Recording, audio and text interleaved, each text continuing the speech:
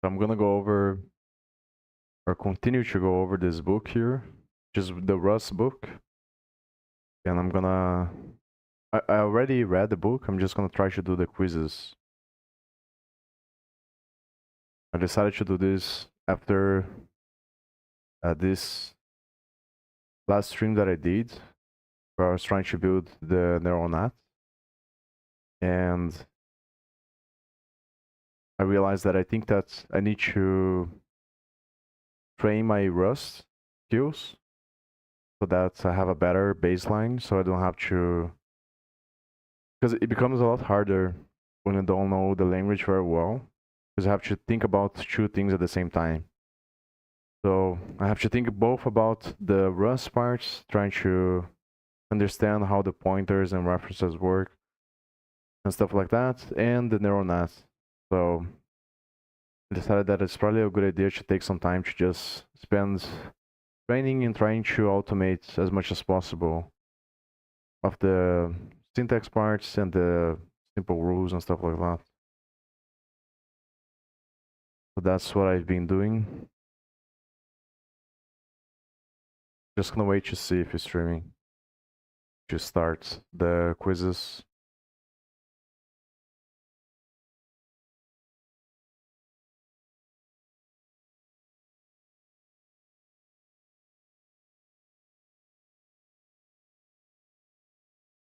It's really hard to get to a point where, like, I think it's unlikely that I'm gonna be able to get to a point where I don't have to think about anything and can just code by memory. But I think that's, at least I can train a little bit to just become better at this.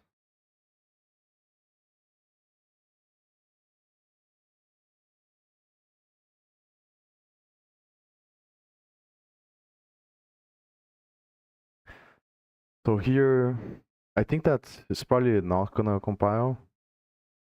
And the reason why is because you're mutating the vector as you're looping over it. I'm not really sure. I just think intuitively it's probably not gonna compile, but could be wrong. I'm gonna put stone timer.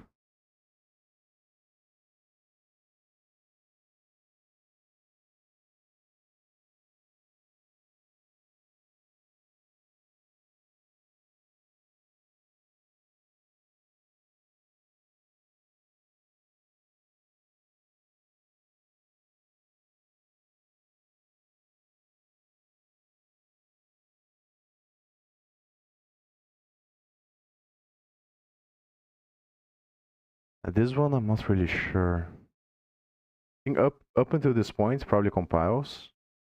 I think what is happening is that it's looping over this vector here, then it's pushing the references to this other one. So I don't think that this pushes the value, it pushes the address that these values are at. But then the thing here is I'm not really sure if it's gonna allow this. I think probably not, because this is not mutable. So I assume that it's probably not gonna compile. I think, so based on a previous exercise that I did that Grok gave me, there's a previous one I had here, maybe I can do Ctrl Z. I was confused about this in the beginning. Yeah, this part here. I was trying to do, or to add one to an element of the vector. I was trying to do reference because I forgot that the square operator already dereferences the value. Yeah, I was trying to do this and it doesn't make sense. This passes the address of the vector, and the address I think is the first element, because the way that it works in memory.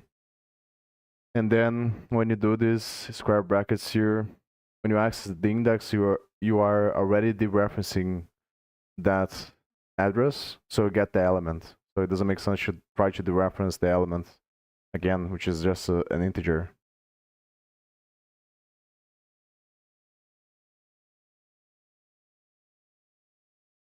I think what is happening here is that first is getting the element.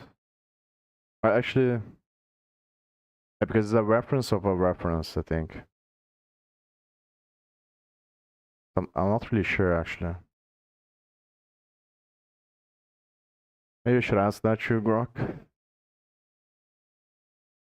Because it could be just the reference directly of the element, but it might be a reference of a reference. If it is a reference of a reference, then I think this might make sense. Because the first square brackets is gonna take the value or the place where this other vector is at. But I think it's not gonna compile. Not sure though.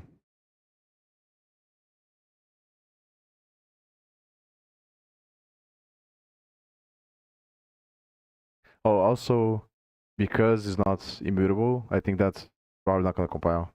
Not sure if it's a reference of a reference.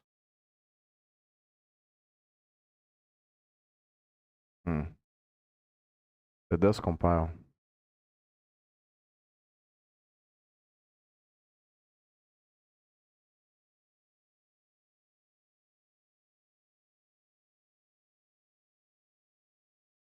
So if it does compile, then I think it's gonna be 5. Then what is B? Maybe it's 5 and 1. That's what it's trying to show. I think this is a good one to ask an LLM. If I can't ask Grok, probably ask ChatGPT.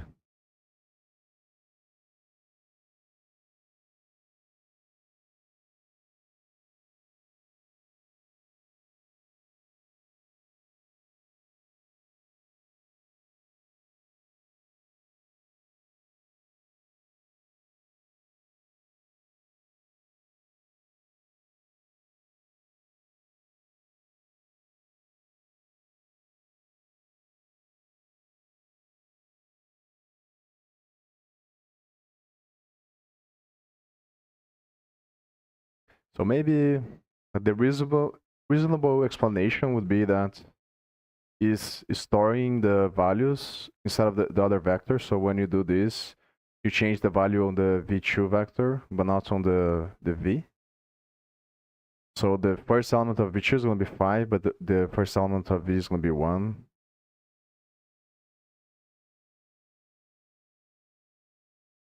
I think the only other explanation is going to be 5 and 5.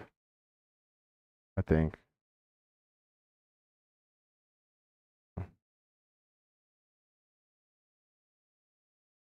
Yeah, I don't understand how this also. Highest type. Address mute. A pointer to a number within V. So if you push I into V2, then V2 contains pointers to V. Yeah, this is what I was thinking before. Which is 0 actually mutates V. Yeah, but this is the thing that is weird, because here is not mutable. Oh, it's mutable here, that's why. So, yeah, this is like one of the confusing parts that I wanna... And I assume that it's gonna be one of the hardest parts to get used to. Because it's usually just complicated by default. Which is, this is also something in C++ that is very annoying. When like you have the value, you have the type of the value, and then you have the type of the pointer. Then once you have arrays and different types, it gets very confusing. So I'm gonna ask this to probably Grok first.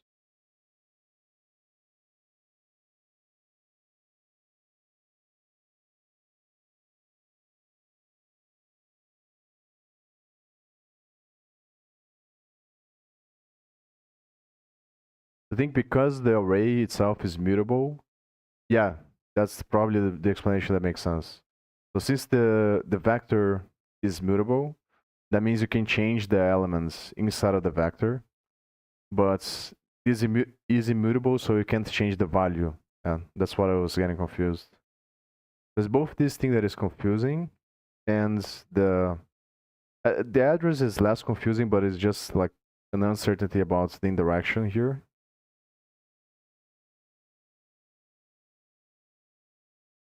And also not sure about the iterator because I know that you don't need to put this mute here. You can do it with just the V. So I'm not really sure what difference does it make. I think that the only difference is that you're getting the address, obviously, of the vector instead of the vector itself. You're looping over the address. So you're looping over the multiple address of the first vector. Then you store the address in here. Then you dereference. That's why you dereference twice. No, but yeah, actually that makes sense because they're changing the value on the address. You're not changing you're changing what is placed on the address, not the value itself. I think if it was plus equals, it probably would fail. Sure.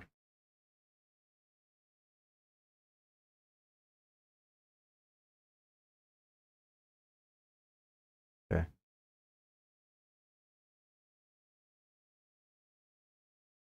Maybe not. That's weird.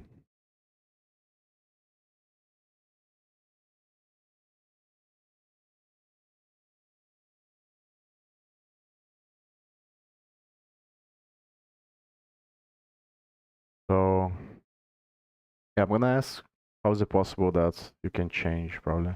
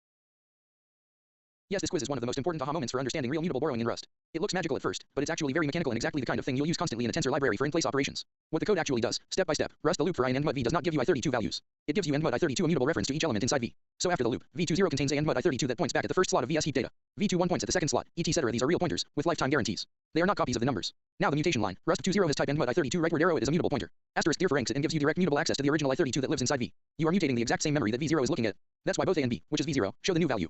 There is only only 32 in memory, you just have two different ways of reaching it, v0 and the stored endmut I32. Why the elements are not immutable you asked, aren't we changing a value that is supposed to be immutable? The I32 type itself is never mutable or immutable. Mutability is a property of the access path, not of the type. Vec I32 means, I own a bunch of I32s. Because the vector itself is declared mut, let mut v, Rust allows you to create mutable references to its contents, and mut I32. Once you have a endmut I32, you are allowed to write through it. The type of the element stays I32.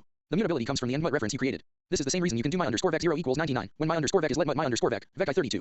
Real world tensor library pattern. This unlocks this exact technique is used all the time for zero copy. In place operations, Rust you never change the element type. F32 stays F32. You just get temporary exclusive mutable references to the data. Quick mental gym version you can play with right now. Rust run this, then try changing the loop to for INV, immutable, and watch the compiler tell you exactly why it fails. That repetition is what makes the rule automatic. The Boro checker is allowing this because all the endmut I32 and V2 are derived from the single mutable Boro of V. V2 cannot outlive V. They are in the same scope. There is never more than one active mutable Boro at the same time. This is why Rust can be both extremely safe and allow the kind of low-level mutable access you need for high-performance matrix code. You are now seeing the exact mechanism that makes in-place tensor operations fast and safe. Paste the next quiz whenever you hit it. We're turning these concepts into muscle memory one by one.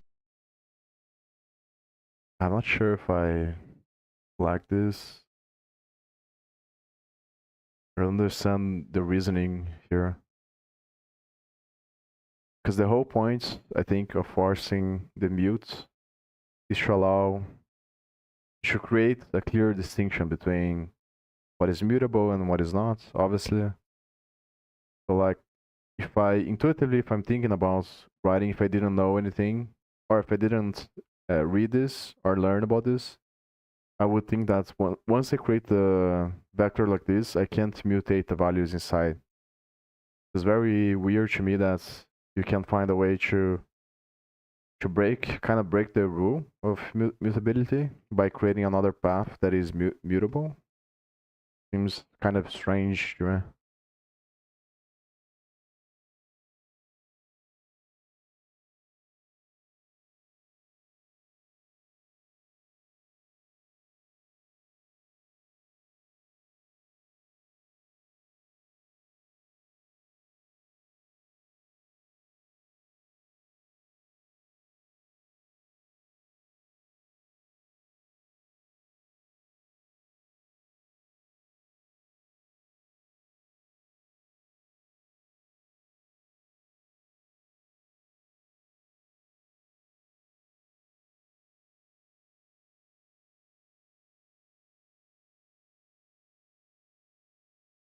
So I think one interesting thing to do maybe is to remove this and then put here.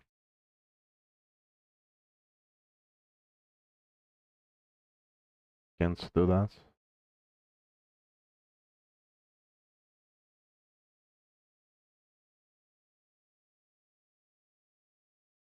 Because I guess it's just a type, so the types can't be mutable.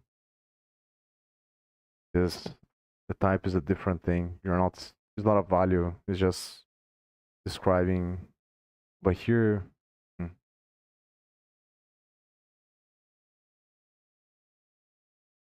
so why is it that? Yeah, I think that it makes sense because the left value, right value kind of thing. I think so. The left value is an address, so pointers can have a type, or pointers. No, but actually shouldn't be the same thing. If you allow a pointer to be mutable, then the type itself could be mutable, because.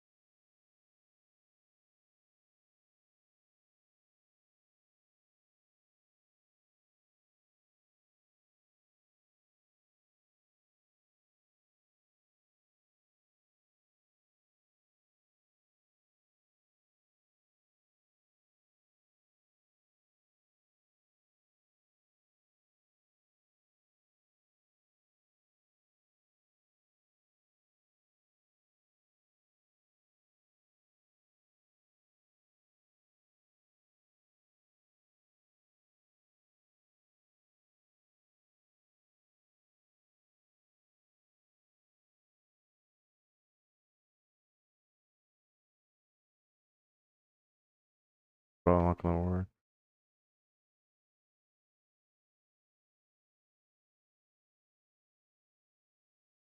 I'm just gonna ask GPT.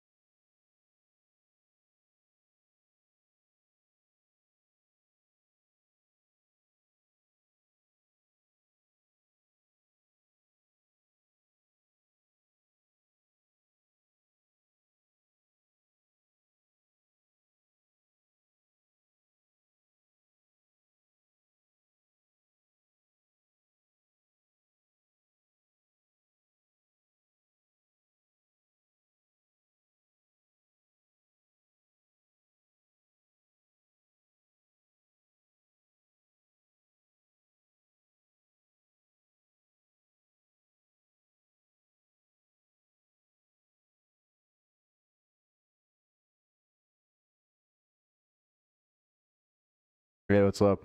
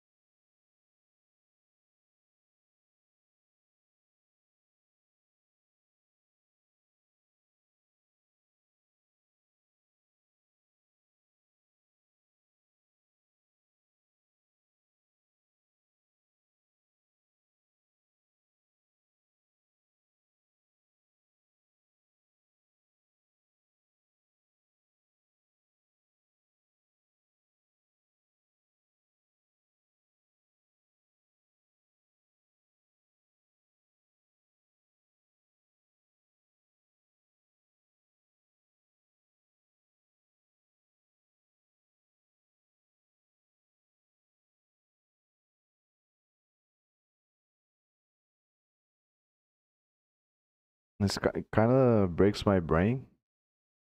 I I'm, I'm wondering. Hopefully, I think it's gonna be better once I get more used to it. But it feels like it's never gonna improve to understand this stuff automatically. This confusion is super common when learning Rust, because it doesn't work the way people initially expect. The key idea is, backhand index pointing right mutability in Rust is about bindings and references, not about the type itself. Point 1. Why you can modify through look at this line, creates a mutable reference to each element of the vector. So this type then becomes a rightward arrow, a vector of mutable references, so now is not a value, it's a pointer to the original element inside. When you do, you are modifying the value through the reference, which points into. So effectively, that's why both print the same value. 2 but is immutable, right? No, this is the subtle part. Rightward arrow the variable is mutable, rightward arrow just the type of elements, plain integers. There is no such thing as mutable I32, vs immutable I32 types in Rust. Instead, is always just a value. Mutability depends on how you access it. 3. Why is invalid? This fails because backhand index pointing right is not part of the type system like that. Rust types describe what something is, not whether it can be mutated. Valid examples. So mutability only appears in references, not in known types. For so where does it apply? There are 3 main places. 1. Mutable variable binding you are allowed to modify. 2. Mutable references here can modify. 3. Pattern bindings only is mutable. 5. Why Rust separates this. Rust makes a strong distinction. Concept meaning ownership, who owns the data borrowing, who can access it. Mutability whether access allows modification. So instead of saying this data is mutable, Rust says this access path allows mutation. 6. Important safety rule: you are relying on your code works because Rust enforces backhand index pointing right at most 1 mutable reference at a time during. Rust ensures no other references to are used while those references exist. That's what keeps this safe. 7. Mental model. Very helpful. Think of it like this. Rightward arrow just a number. Rightward arrow read only pointer. Rightward arrow read right pointer and does not change the date. Changes what you are allowed to do through a binding or reference. 8. Short answer to your core question: why can addresses be but not normal types? Because Rust controls mutation via references, not via types. So rightward arrow always the same. Rightward arrow special access that allows mutation if you want. I can show what happens if you try to use while still holds mutable references. That's where the borrow checker really starts to shine. I think I kind of understand. It's just confusing because thinking about C++. I'm thinking about the type of the pointer and the value, the type of the value.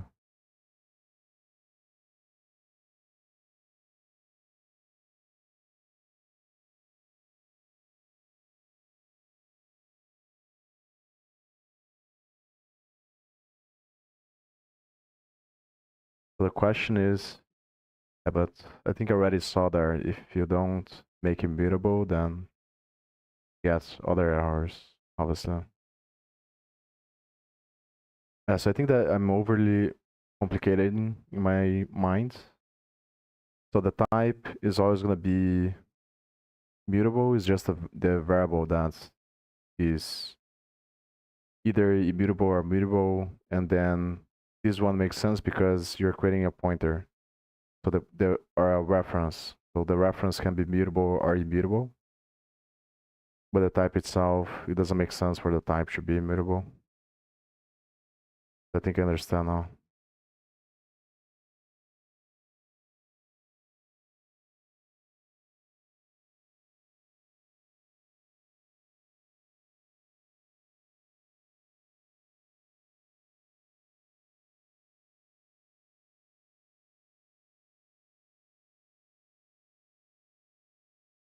Yeah, so if I remove from here, I have to remove this one, I think, as well. And then it doesn't work there. Actually, of this. Yeah.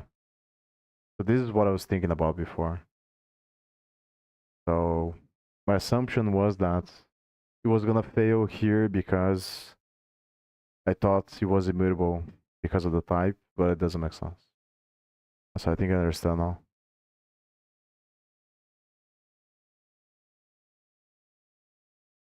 Let's move on to the next one.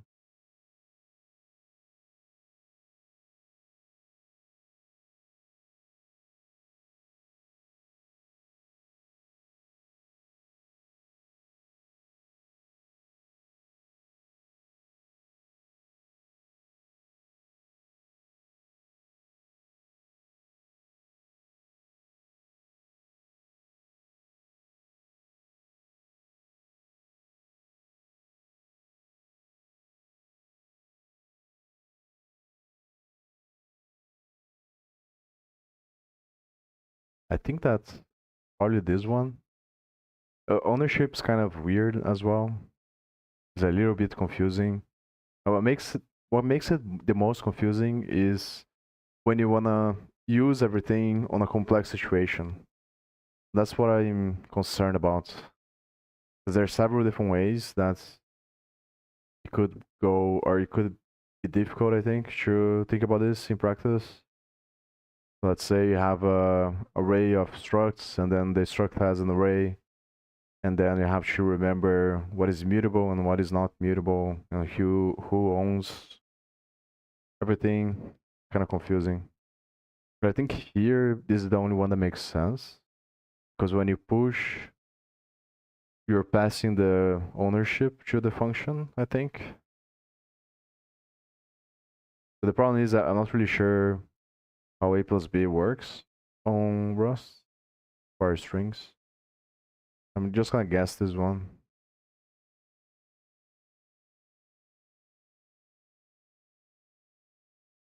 Is the maximum number of times a application could occur in this program? Alright, your answers. Maximum number of times. So I think that here is 3. Yeah, again, not really sure how the plus is gonna work here. This was something I struggled with the neural network implementation as well, about operator overloading. That from what I've seen, Rust doesn't have operator overloading, and the way you do it is through the standard library. So the standard library has a trait that implements the operator overloading. So when you want to implement on something, you call the implements or the EMPL thing there to implement the trait, the operator overloading traits from the standard library. That's how you do it in Rust. So it's basically almost the same thing, but it's a more polymorphism type of approach, I think. And operator overloading is just determining what's going to happen when you use the operator for either a struct or in C++ it would be a class. So I don't know how it works on for strings on Rust. Not sure if it allocates things or not. I think I'm just gonna guess 3. Just no, actually probably 4 because of the S. Not really sure though.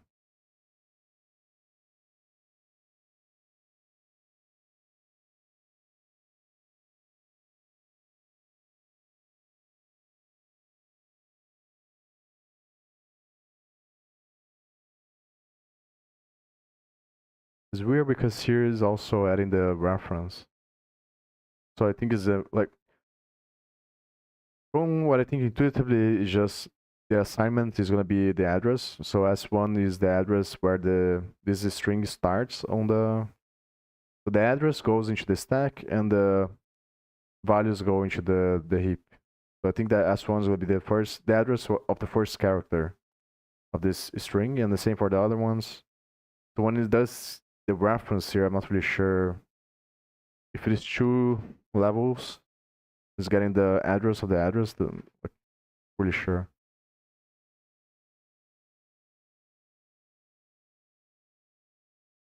I think it's gonna be 4, but probably wrong.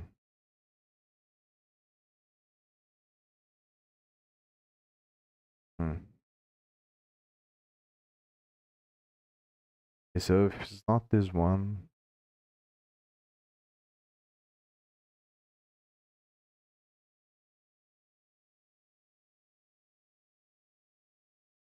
I don't know why it would consume ownership. It doesn't make sense to me.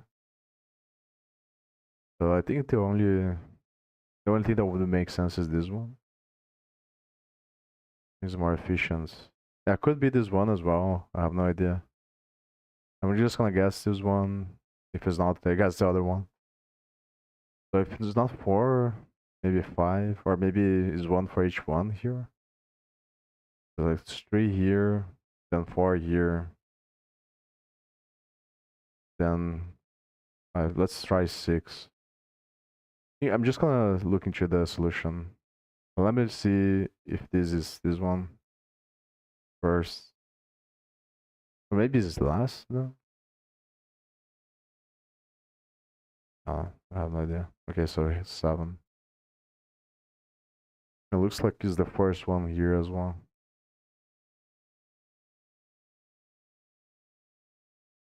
I don't understand why. Obviously, I'm gonna ask ChatGPT. Maybe ask Gemini as well.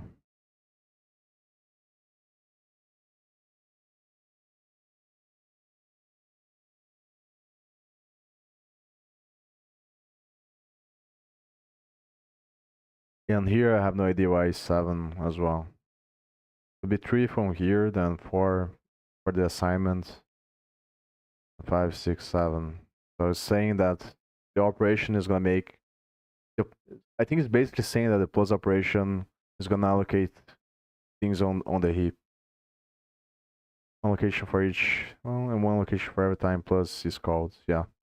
It's basically, I think the last one is that the plus operator makes the heap allocation on the string.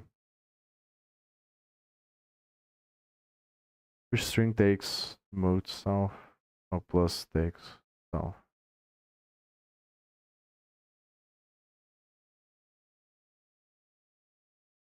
Comes ownership push pass.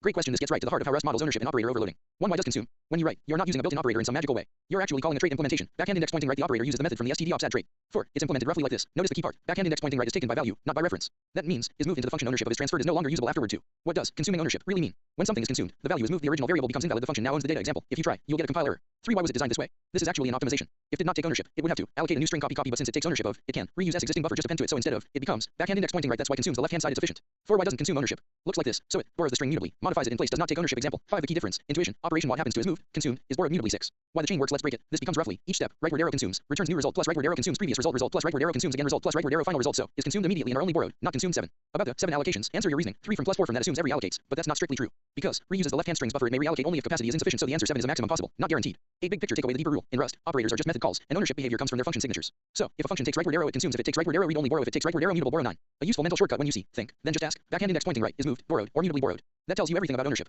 If you want, I can show how to implement your own operator for a custom type that makes this click very fast. It's gonna be hard to remember this.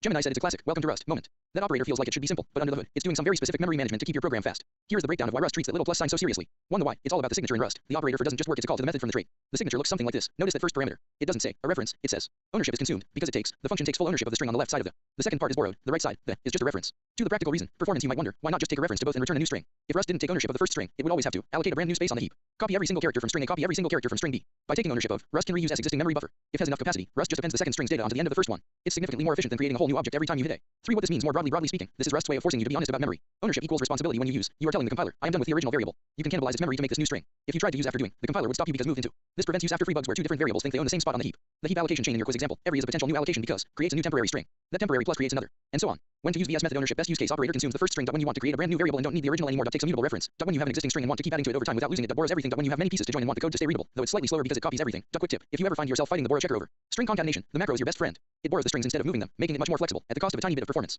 Does the distinction between reusing a buffer and allocating a new one make the ownership move feel a bit more logical?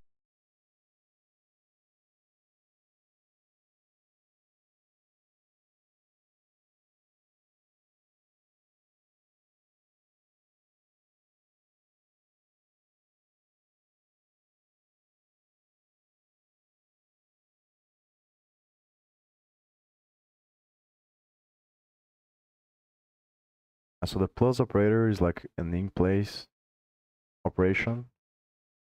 Just considers that the original memory is destroyed, and the push one is a copy, I think.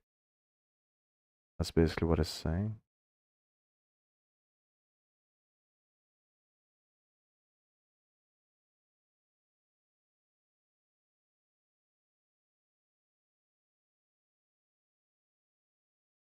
I'll be this around.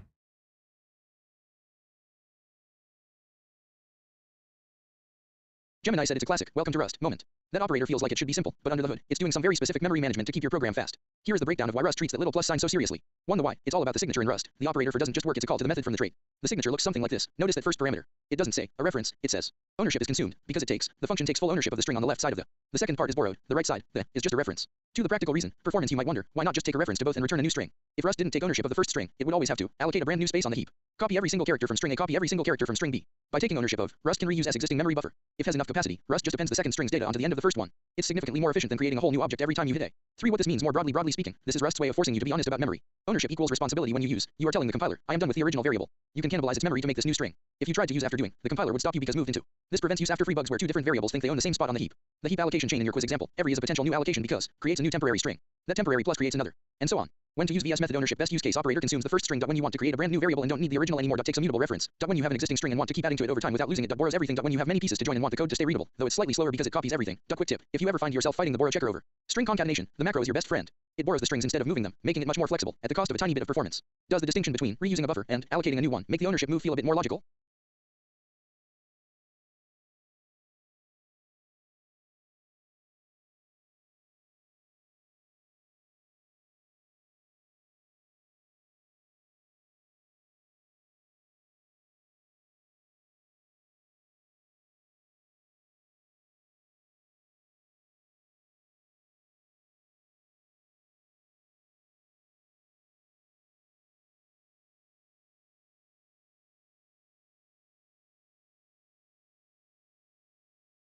I think I understand the plus and like the difference between the two here, but now I'm confused about the other question. Because why would the saying that this creates a new temporary string, but if it's changing the original string, wouldn't you just put this value at the end of this one? The question is, how do I ask this? How do I clarify this?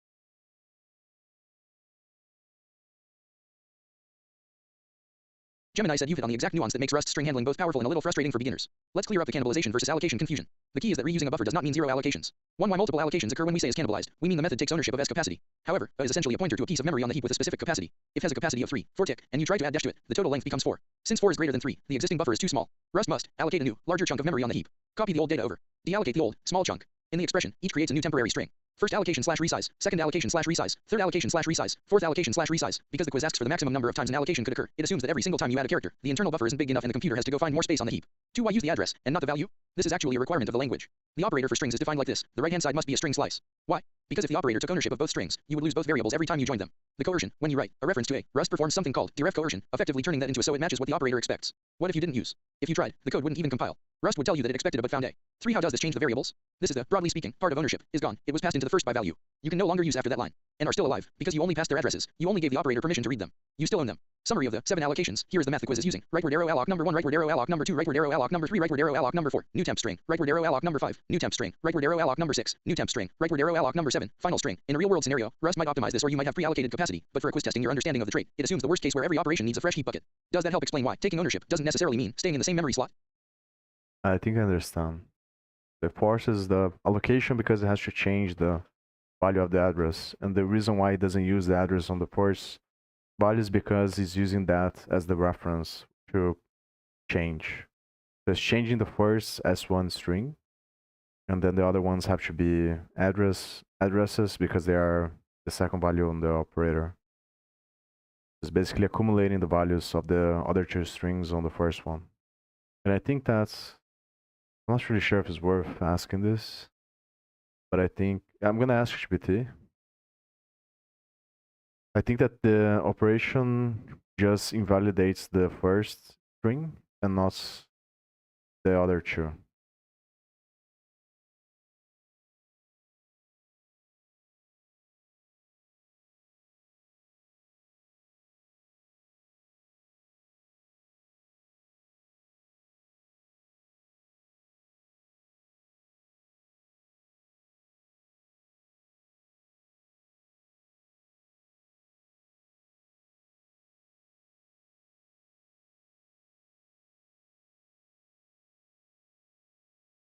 I think what is happening is that the S1 is an address to where the string S1 starts.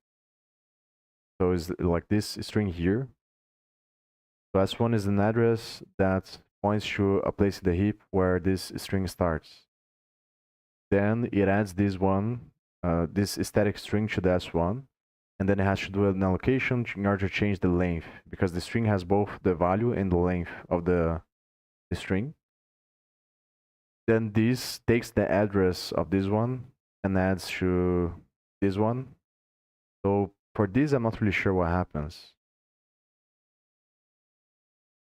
I don't know if it moves. Maybe I should ask that. Because I think there are 2 ways that it could go about this. The one way would be to placing the value of the first string on the beginning of this address. The other one would be to move it, or to placing the second string on the ends of the first one. So I'm not too sure like if you would do a copy, because it's adding the address. I'm gonna ask you to explain what happens.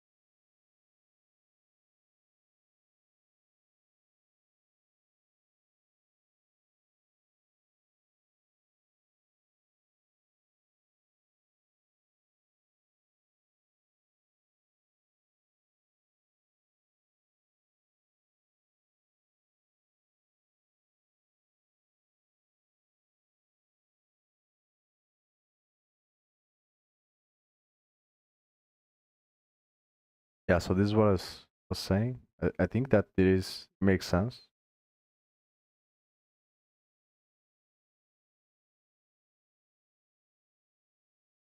Yeah, so he borrows the first two, or the other two, and uses the first one as the anchor, let's say.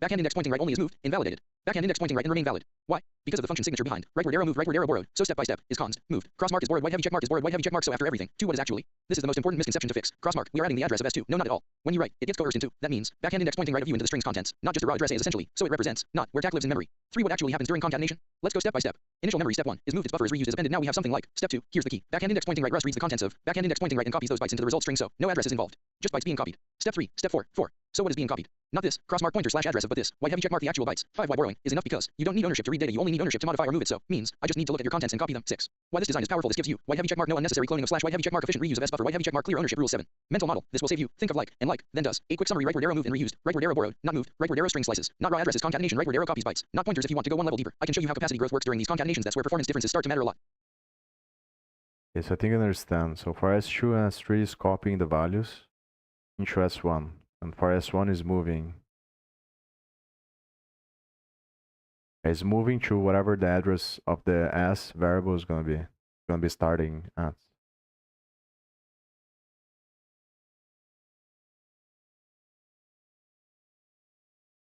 Which means that's gonna destroy the value of S1. Because in Rust everything is RAII. I think is resource acquisition is initialization. So basically means that it just automatically destroys the variables once they go out of scope. I think that makes sense.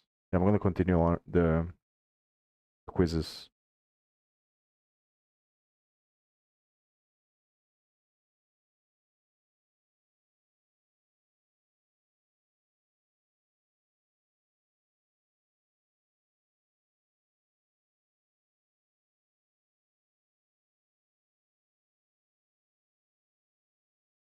I didn't know that.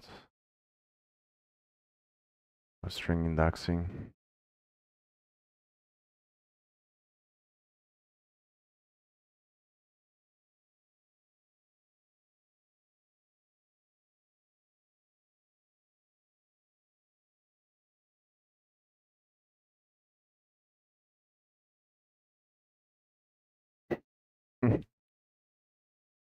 Yeah, I'm not sure.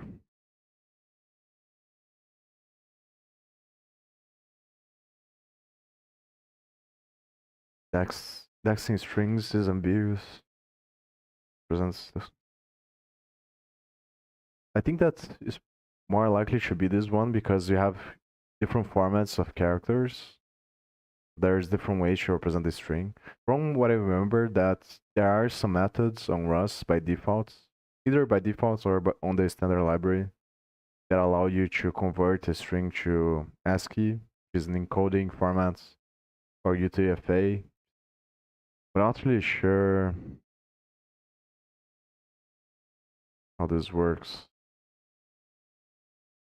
I didn't know you couldn't index strings on Rust. The other ones could be true as well. I'm not sure. I'll go with that one. Statements best describe the difference between the types of a string and a byte slice. Best describes the difference.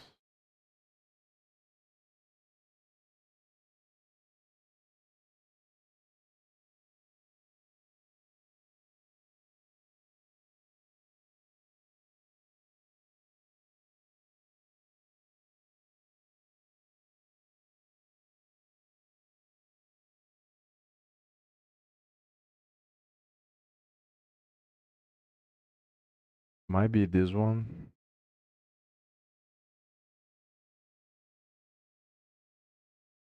I think it's either, most likely is either this one or this one. I'm just gonna guess. Okay. Yeah, so I think that the reason for this one is probably UTF-8 string can be interpreted as a sequence of bytes. Characters are grapheme clusters. Necessarily the default way of interpreting strings or default indexing. Or does not make sense.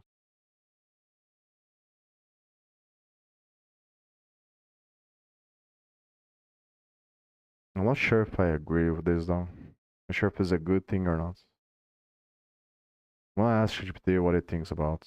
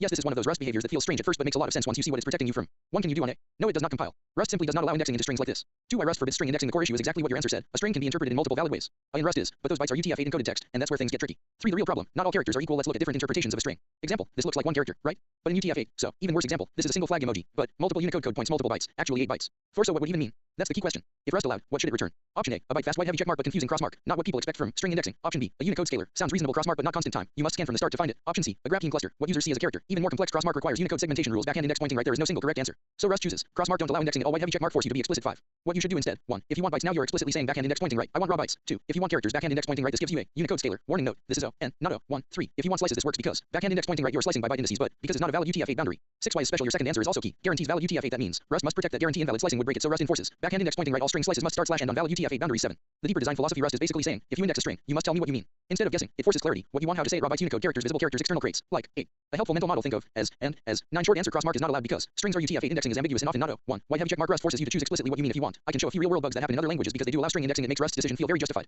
Yeah, that makes sense. And I think that it is a good solution that you can just call the methods. Because that's what I was thinking about. Imagine that in a lot of situations it's probably good to, like, you want to use the indexing. But since you can convert, then it makes sense because then you control what type of the string is going to be, and you can, based on that, figure out yourself what are going to be the equivalent bytes for each character. But the thing is, so I'm going to ask one more question before moving on to the next one, to other languages.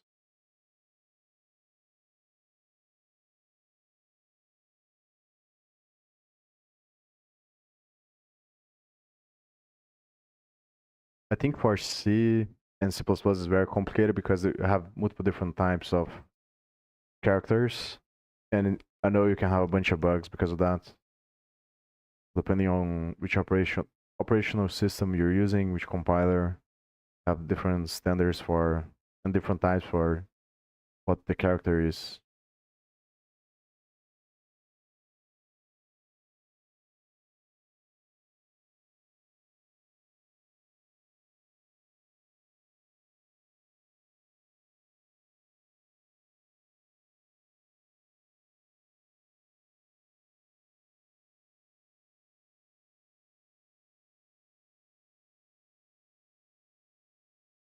Yes, most languages do allow string indexing, but they each handle the underlying problem in different, often imperfect, ways. Rust is actually the outlier here by refusing to guess. One language is that allow string indexing C/C++ backhand index pointing right here. A string is just bytes equals first byte, no Unicode awareness by default, heavy checkmark simple and fast crossmark completely unsafe for UTF-8 text Python backhand index pointing right. Python treats strings as Unicode code points equals first Unicode character. Sort of. Heavy checkmark feels intuitive. Crossmark still not fully correct for all human text. JavaScript backhand index pointing right uses UTF-16 code units. Many characters take 2 units, so indexing can give half a character. Crossmark this leads to subtle bugs. Java backhand index pointing right also UTF-16 based same issue. As JavaScript is not always a full character too. The core problem all languages face a string can be viewed as level meaning example bytes raw data Unicode scalar code point graphing cluster watt human C backhand index pointing right. These don't line up cleanly. 3 how other languages solve it. They mostly pick one interpretation and live with the consequences. Strategy A. Strings are bytes. C. C++.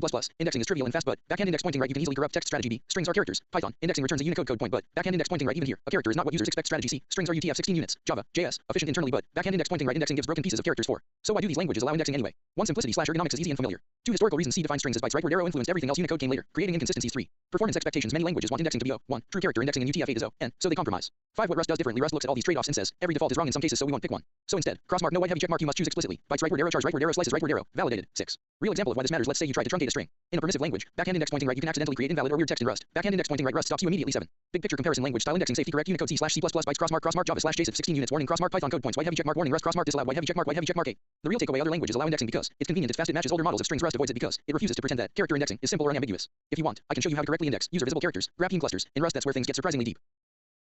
Yeah, I get it. I think it makes sense.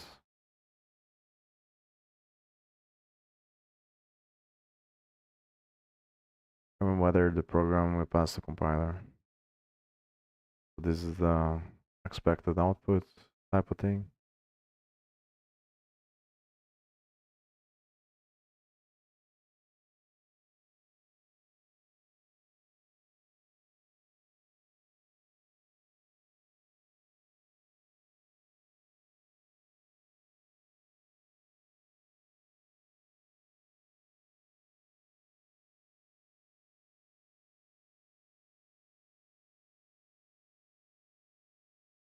I'm not really sure.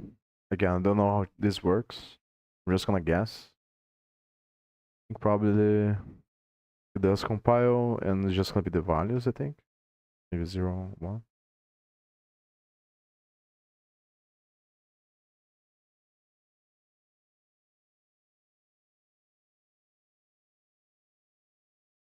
And this is just getting the address of the value. Not sure if that makes sense though. Or the reference.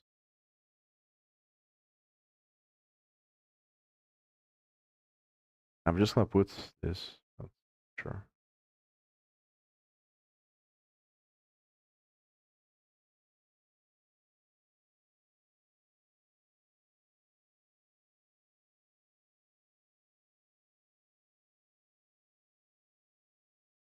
Maybe because of this, the other one's gonna be doesn't compile. Because we need to specify the type. Could be that. So yeah, this is another thing that in Rust you can only create a vector or an array with the same type. So I think that's probably likely that the first one it doesn't compile.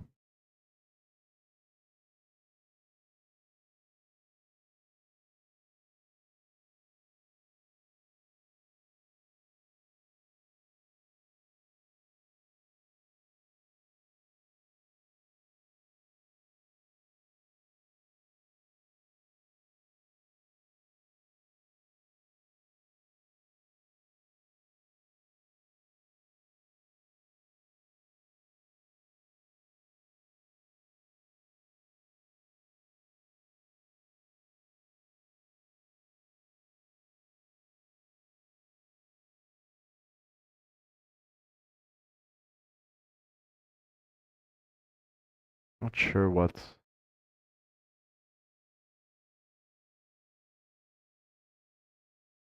So maybe this is the L.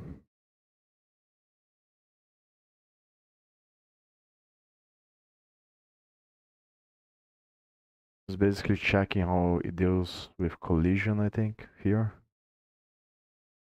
Yeah, so I think that is gonna be only one value for the L.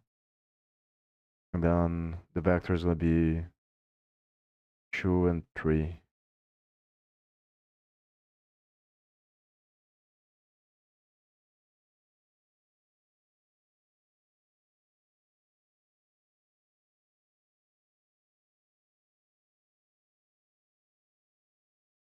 So maybe it's 5.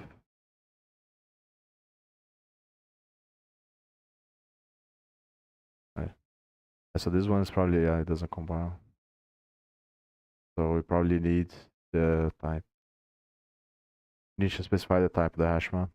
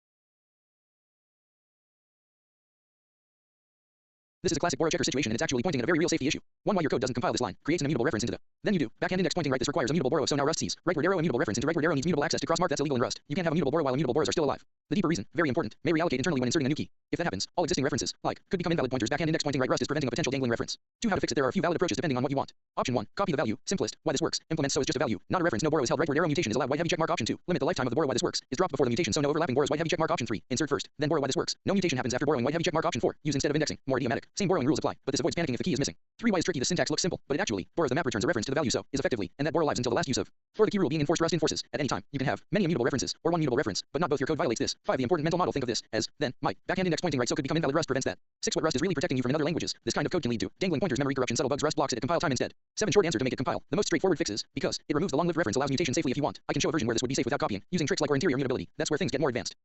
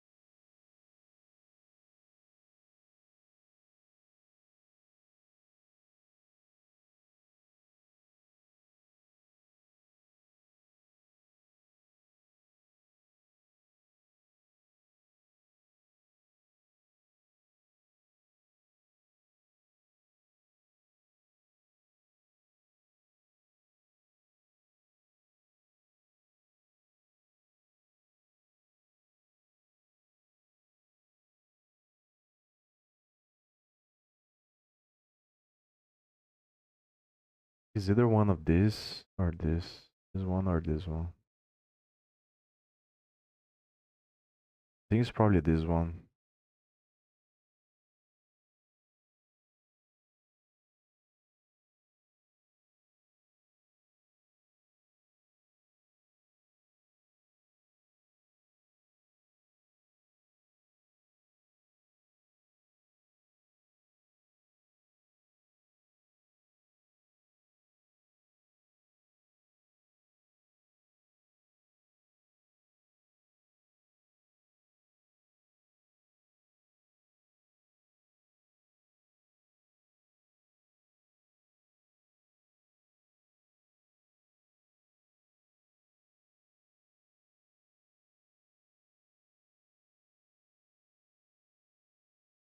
So it's probably the ether one on the previous question.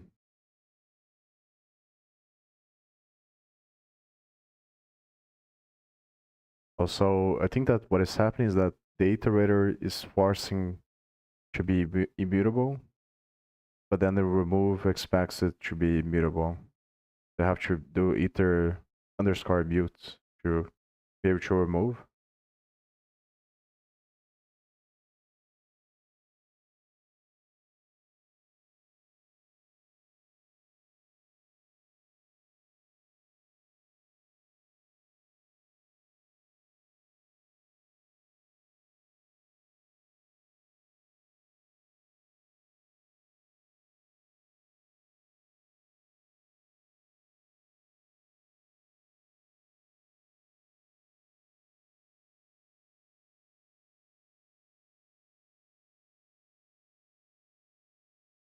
I have no idea. I'm gonna guess this one, but I have no idea.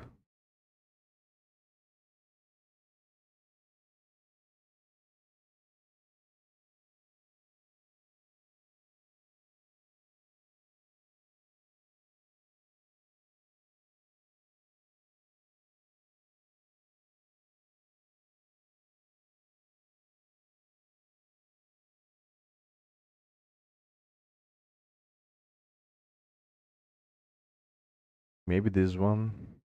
Sure if I can. I don't think this one would.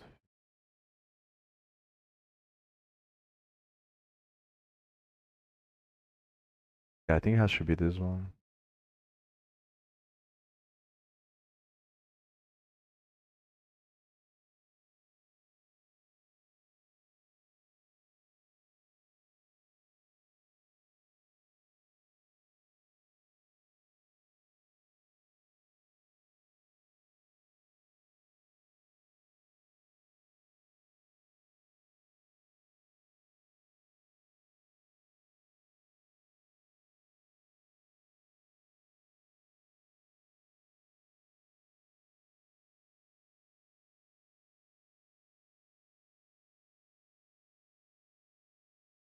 I have no idea about this one either.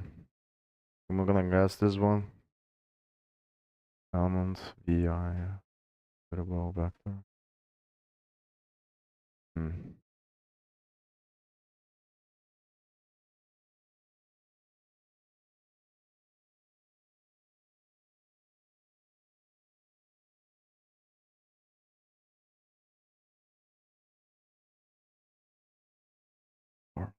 Oh.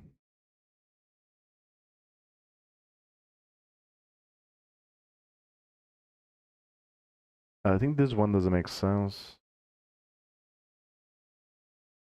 Not borrow v as immutable for v. It might be this one because I'm not really sure how this length works.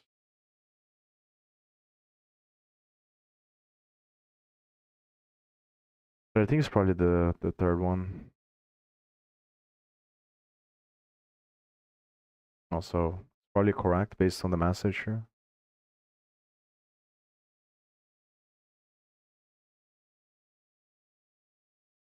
It's asking for the one that would pass the compiler.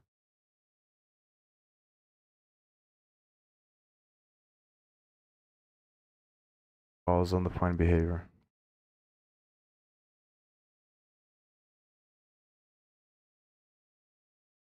I guess probably this one again.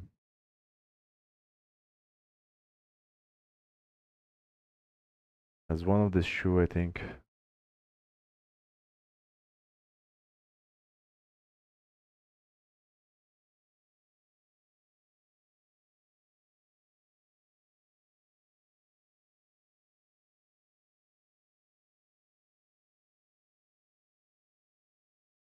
I have no idea why, but I think I'm gonna guess this one.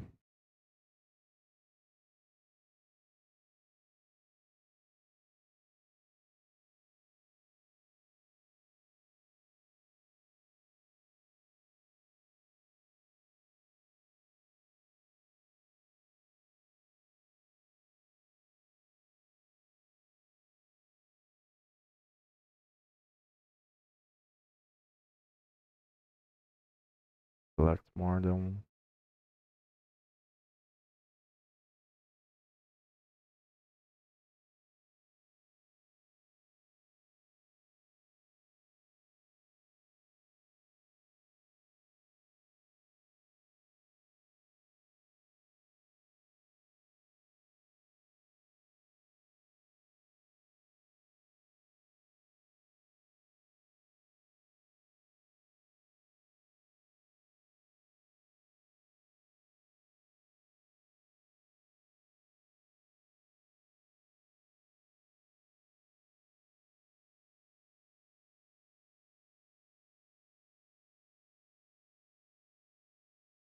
It's either one of these two here, but I'm not really sure.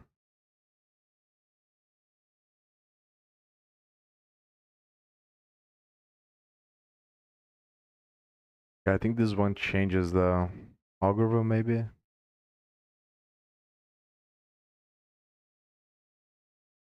It creates a copy and then reassigns the values.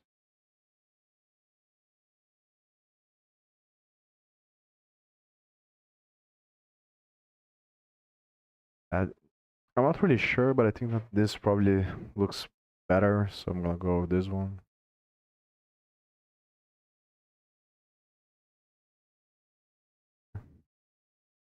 Yeah, I'm not gonna go over again, I'm just gonna see the answers, and then I'm probably gonna stop here.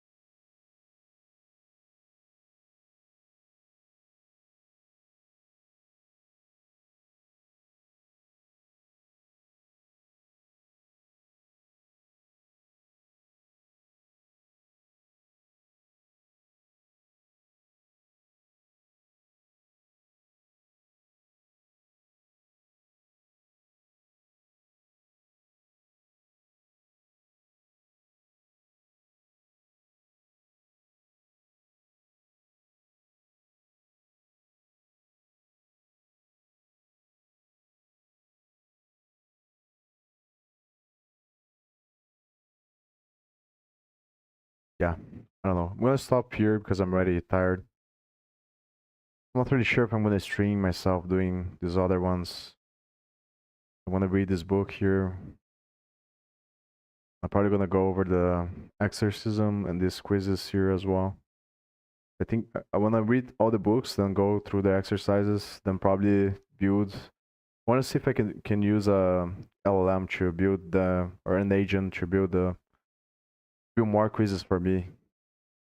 And I'm gonna spend some time practicing until I get comfortable with the basic operations, and then I'm gonna try to do the neural network, the conversion to micrograd conversion from Andrei Karpathy into Rust. And then if I see if if I see I'm not good enough yet to do that because it's taking too much time to think about the Rust related stuff, I'm just gonna go back and keep training until it becomes automatic. So yeah, see you next time.